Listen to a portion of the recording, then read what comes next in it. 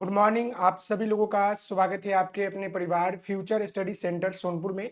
आज हम आप सभी लोगों को बिहार डीएलएड एंट्रेंस एग्जाम 2025 के कटअप के ऊपर बात करने वाले हैं।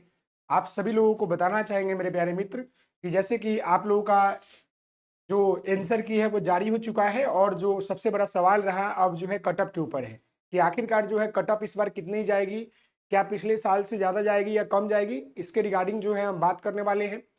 तो आप सभी लोग हमारे साथ बने रहेंगे। साथ ही साथ अगर चैनल पर नए हैं तो चैनल को लाइक शेयर एंड सब्सक्राइब जरूर करेंगे। तो यहाँ पर आप देख सकते हैं बिहार डीएलएड का 2022 से लेकर जो है 2025 तक का एनालिसिस के आधार पर आपको कटअप बताया जाएगा।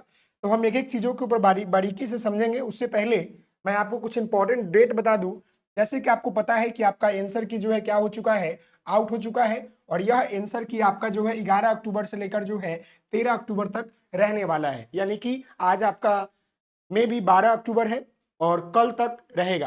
तो यहां पर ध्यान दीजिएगा, आपका जो है क्वेश्चन ऑब्जेक्शन करने का तिथि भी जो है आपका 11 अक्टूबर से लेकर जो है 13 अक्टूबर तक है। अगर किसी सवाल में अगर आपको लगता है कि गलत है तो आप जो है 50 रुपए का चालान कटवाकर जो है ऑब्जेक्शन कर सकते हैं। साथ ही साथ रिजल्ट और आपके काउंसलिंग की प्रक्रिया को लेकर बात करेंगे तो आपका रिजल्ट जो है और जो आपका कटअप है वो आपका इस महीने के अंतिम सप्ताह तक आपको देखने को मिलेगा। और वहीं पर काउंसलिंग और एडमिशन की प्रोसेस जो है वो आपका चुनाव बाद होगी, वो नवंबर में आपका होगा। ये क्लियर है? क्लियर है मेरे प्यारे बच्चे? जी हाँ।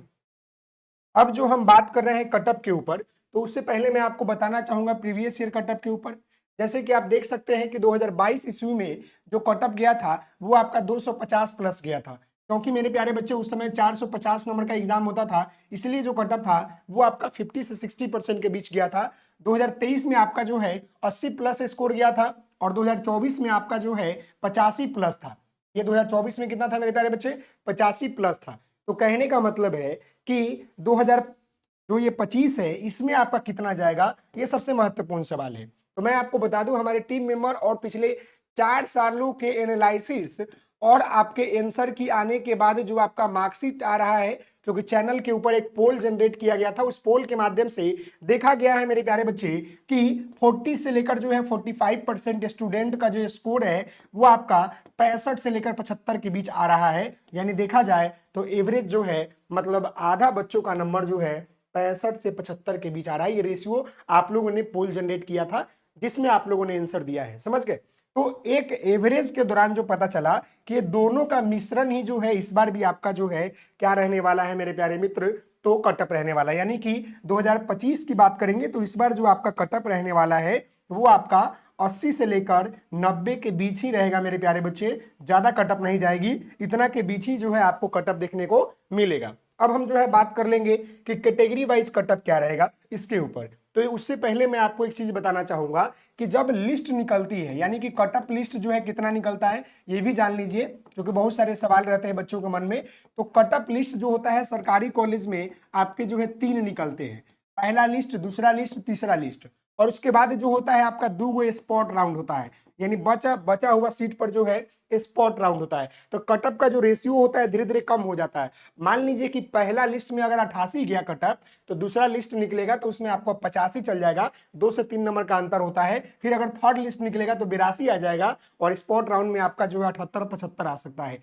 तो इस तरह जो है कटअप का रेशियो जो होता है जैसे जैसे लिस्ट निकलता है वैसे वैसे कम हो जाता है। अब हम जो है कैटेगरी वाइज आपको बता दें कि इस साल जो एक्सपेक्टेड कटअप रहने वाला है जो आपका डीएलएड एंट्रेंस एग्जाम 2025 का, वो यहां पर ध्यान दीजिएगा। तो अगर आप जनरल कैटेगरी से बिलोंग करते हैं तो आपको 85 से 88 के बीच जो है देखने को मिल सकता है, समझ गए? अगर आप ईडब्ल्यूएस से बिलोंग करते हैं तो आपका 76 से जो है 80 प्लस के बीच जो है देखने को मिल सकता है। बीसी कैटेगरी वाले बच्चों को मैं बता दूं कि 80 से 85 आपका कटअप रहने वाला है। वहीं पर ईबीसी की बात कर ले तो ईबीसी वाले बच्चे 78 से जो है आपका 80 के बीच जो है रहने वाला है। वहां पर हम बात कर ले एससी कैटेगरी का, तो एससी वाले बच्चों का जो है 72 से 75 के बीच जो है कटअप रहेगी।